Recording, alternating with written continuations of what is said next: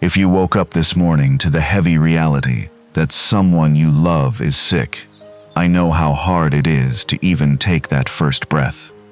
Now, before you reach for your phone hoping for a good update, before you gather the strength to speak to the doctors today, I just want to sit in this quiet space with you.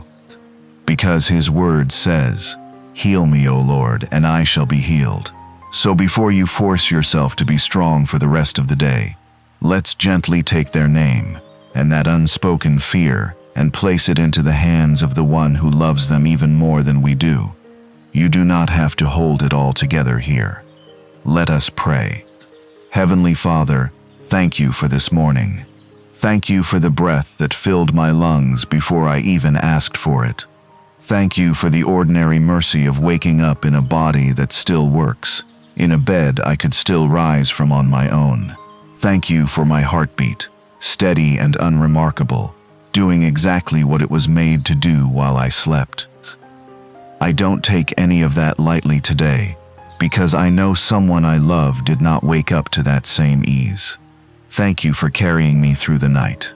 Thank you for meeting me here in this exact moment, before the noise of the day gets its hands on me, before the calendar, before the calls I have to make, before the to-do list that never seems to shrink.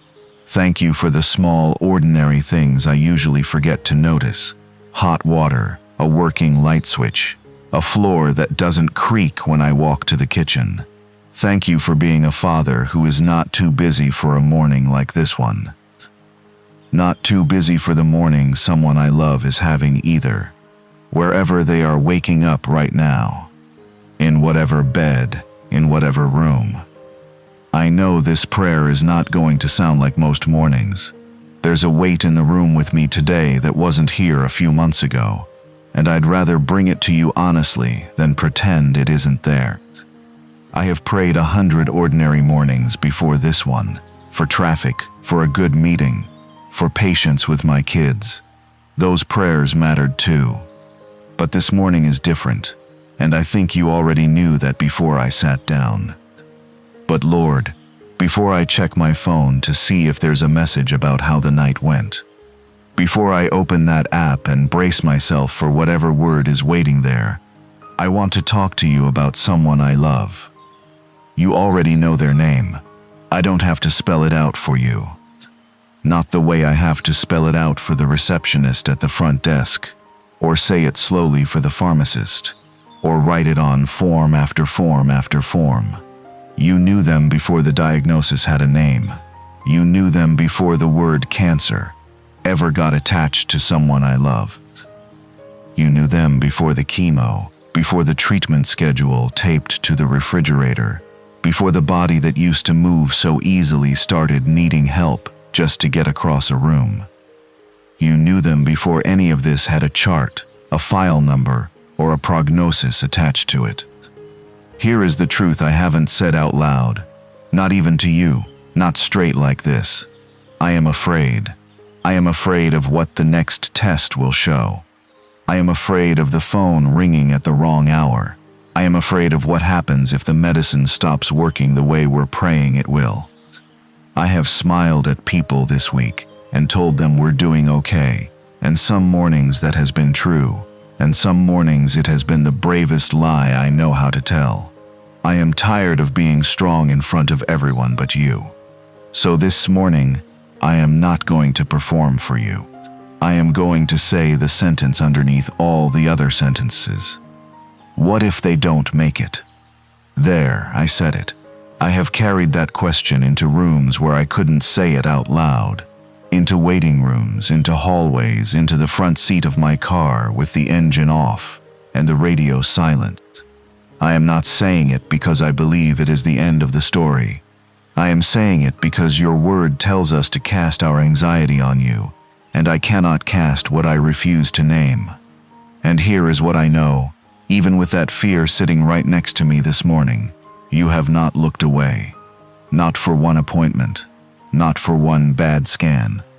Not for one long night in a room with the lights turned down low and the monitor beeping too quietly to sleep through. Your word says, "Heal me, O Lord, and I shall be healed." Save me, and I shall be saved, for thou art my praise. That is not a spell I am saying to force an outcome. That is a child bringing the truest, oldest request there is to a father who has never once been too busy for it. So, Father, I am bringing you their body, all of it, the parts that are working and the parts that are fighting something we can't always see. If there is a cancer, I am asking you to touch it at the root. If there is a treatment working through their system right now, even while I pray this prayer, I am asking you to steady them through it. Hold down the nausea. Quiet the fear that comes with every infusion.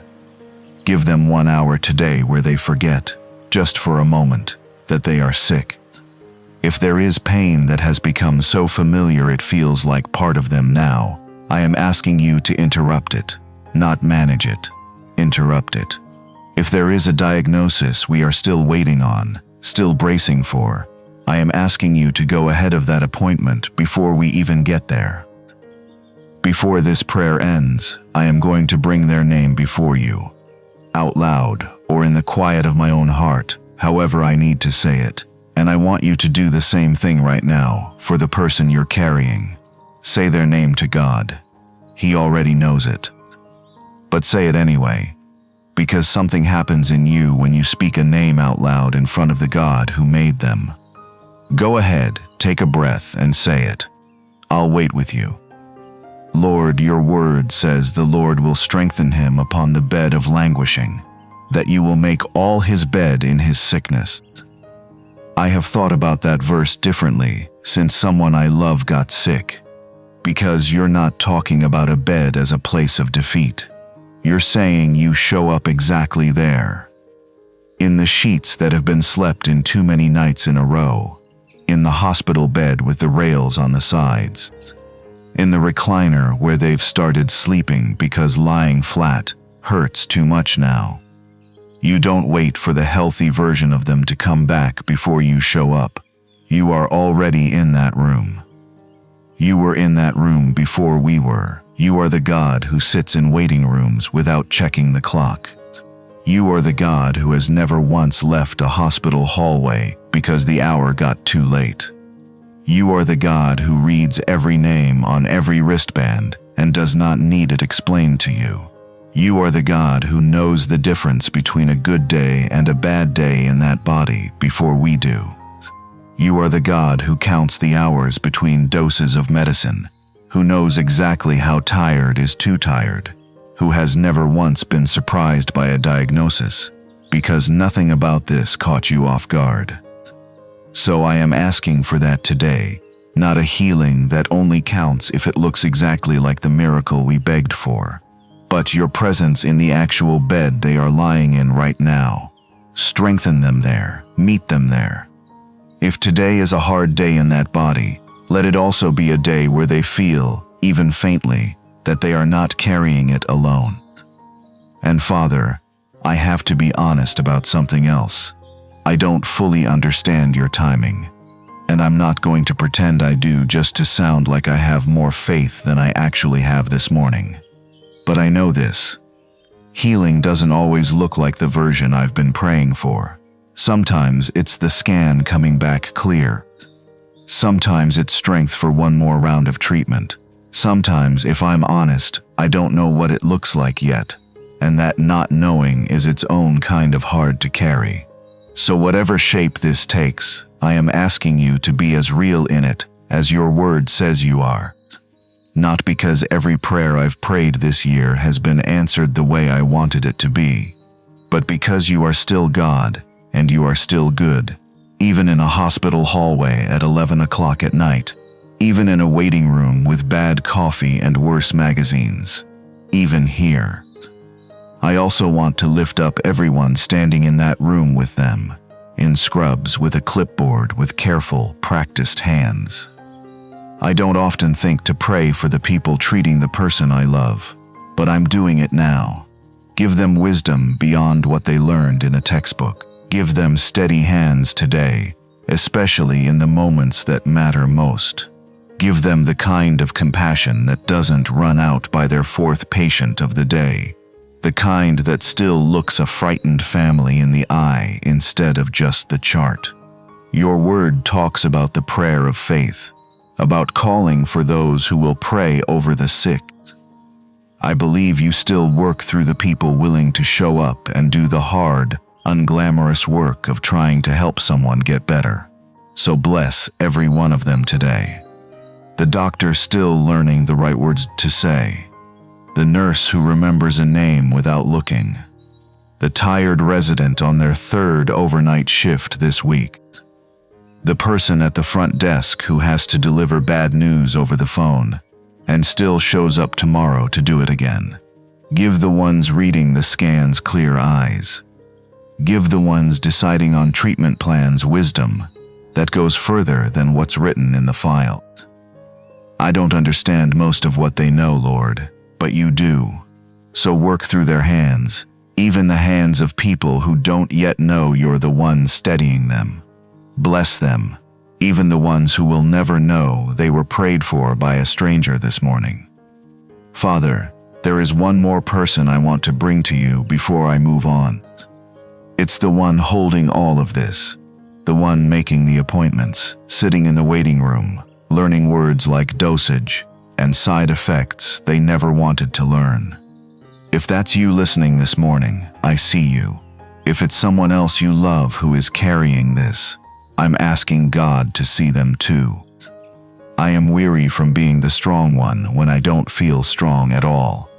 Weary from answering the same question, how are they doing today? So many times I've started to lose track of what's actually true underneath my automatic answer. Weary from carrying a fear I can't set down even for an hour, because it's always there, humming quietly under everything else I try to do. Weary from loving someone so much that their pain has become mine too, even though I can't feel it the way they do, even though I would take it from them in a second if you'd let me. Weary from the small, invisible tasks nobody sees. Filling the pill organizer at the kitchen table. Driving to the pharmacy twice in 1 week. Translating what the doctor said into words the rest of the family can understand. Lying awake listening for a sound from the next room. Weary from my own body being the last thing on the list. The appointment I keep rescheduling. The meal I eat standing up over the sink. The sleep I keep trading for 1 more hour of watching over someone else. Some days the weariness shows up as short patience with people I love, snapping at a question I would normally answer kindly.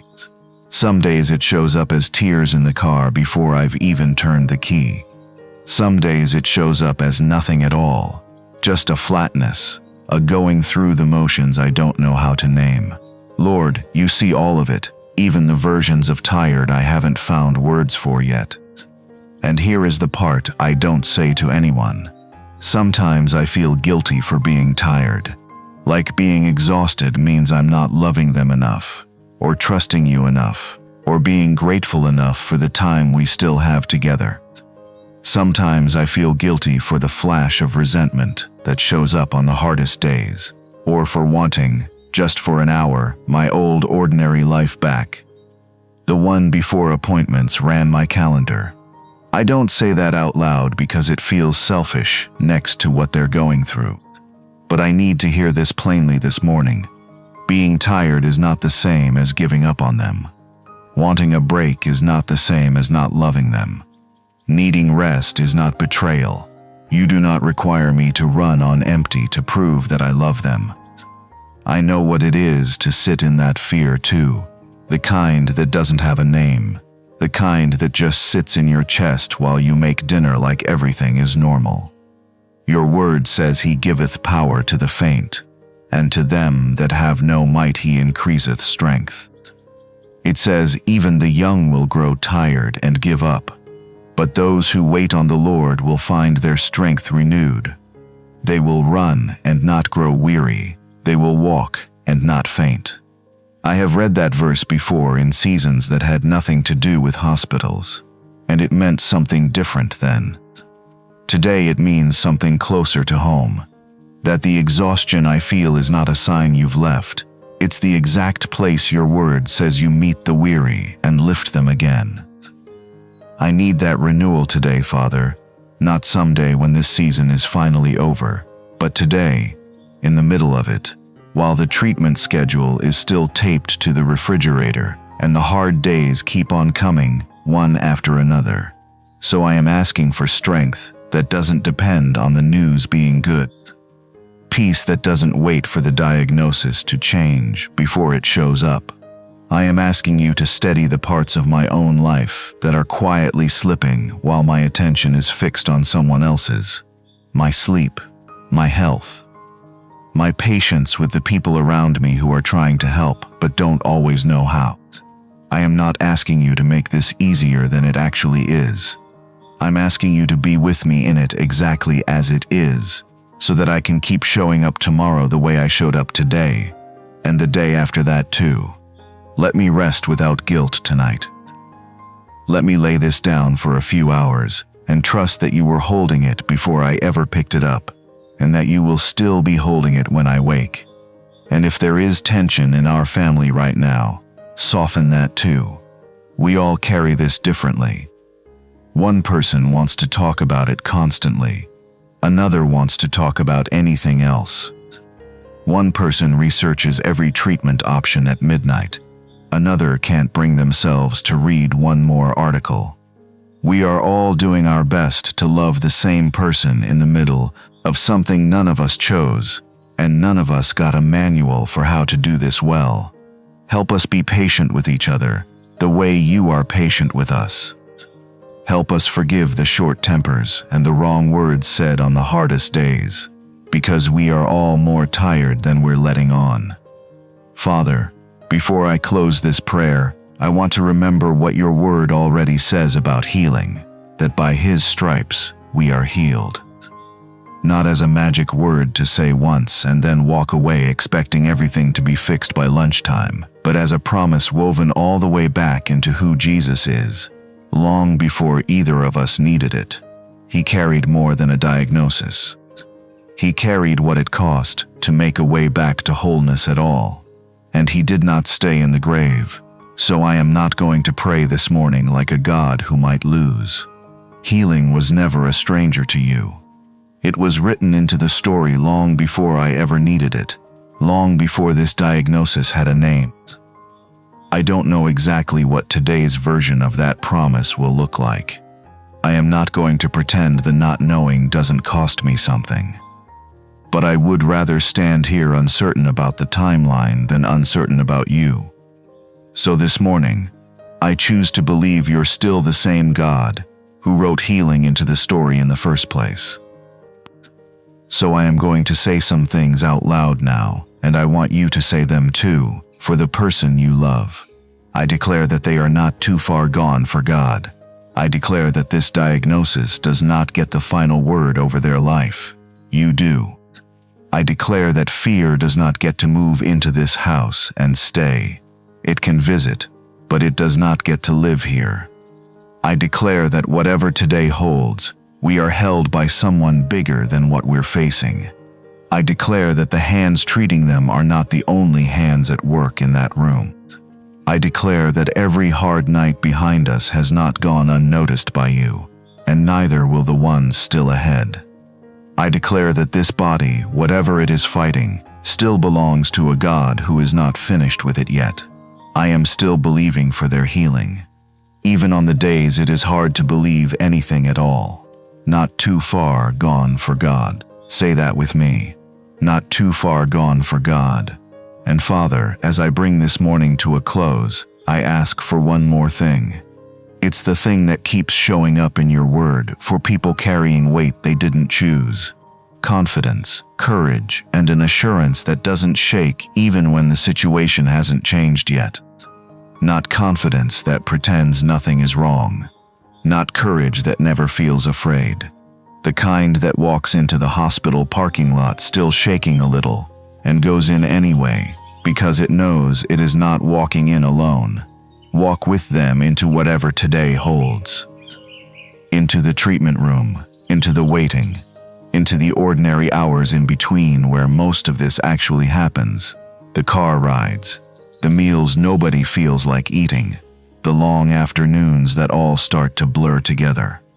Into the small talk with people who don't know what to say, and the silence with the ones who do. Walk with the one caring for them too, so that neither of them carries this morning alone. May you bless them and keep them both. May your face shine on the one who is sick and on the one who is watching over them. Give them a peace that doesn't ask permission from the circumstances first. A peace that shows up in the hallway, in the waiting room, in the middle of the night when the monitor won't let anyone sleep. A peace that rides home with them in the quiet car when nobody knows what to say. Let them feel, even for a moment today, the unshakable assurance that they are held. Whatever the scans say, whatever the schedule holds, they are not carrying this by themselves. You have never once let go. Beloved, if you have a name in your heart this morning, a person you love who is sick, or someone quietly worn out from caring for them, leave their first name in the comments below. Not the whole story, not every detail, just the name. I mean that.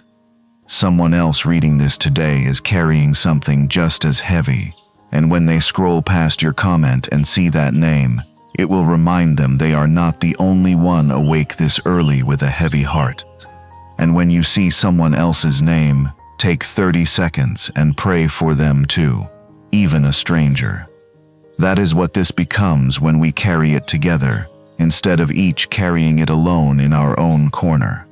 A comment section that turns into a waiting room full of people praying for each other by name. If this prayer carried you today, subscribe, so tomorrow's prayer finds you again before the day gets loud. This kind of season doesn't usually end in one morning. You may need this again tomorrow more than you need it today. And if you know one person right now who is sitting in a waiting room, or standing in a hospital hallway, or lying awake worried about someone they love, send this to them directly. Not a general post to everyone on your list. Just that one person, so they know someone was thinking of them at exactly the moment they needed it. Before I let you go this morning, I want to say one more thing, because I know some of you are reading this on the hardest day you've had in weeks. Whatever the doctors said yesterday, whatever the test showed, whatever you're bracing to hear this afternoon, you were not sent this prayer by accident. Something in you needed to hear that the person you love is not too far gone for God, and that you are not too tired to keep loving them well. Hold on to that today, even if you have to hold on to it with shaking hands. Not too far gone for God. Carry that with you into today, and hold it out to the one you love. Amen.